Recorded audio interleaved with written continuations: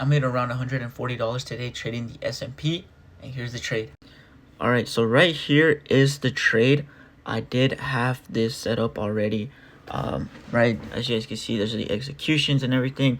Right, I do trade on a live account on Trade I do not trade funded. Right, so going into the day, right, on NQ, if we go to NQ here, NQ was bearish at the moment, right? At the moment, we were bearish through Asia session, London session, right? We were bearish. My thought process was, if we continue to break lower, then we're for sure going to continue to go for sales, right?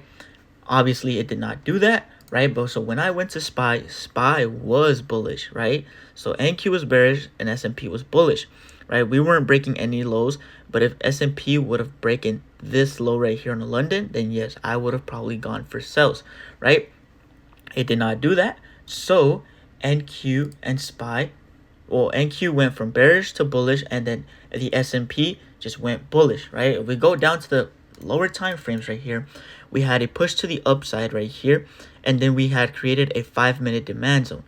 I entered this trade, I wouldn't say pretty late, but I just entered it, like as you guys can see, that's my entry right there on that line. But I should have entered off of break of the candle, like a little bit more down. It wasn't late, but stop loss was kind of big, and right here was my take profit. I mean, as you guys can see, it's still ripping to this point. I mean, I could have hit a 1 or 2, but yeah. So now when we go right here to NQ did not end up hitting this 5-minute demand zone. It just ripped up, consolidated for a bit, and then ripped back up again, which S&P did right here.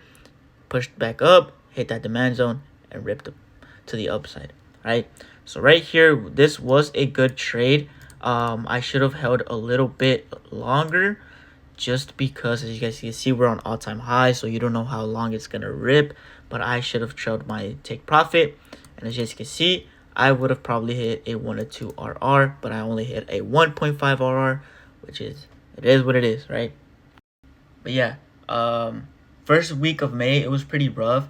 Now we're back to break even on the month, so hopefully we continue to hit these banger trades. And then yeah, make sure you guys join the Discord. It's gonna be completely free. It's gonna be in the link in my bio. Make sure to go follow me on Instagram and follow me on here as well.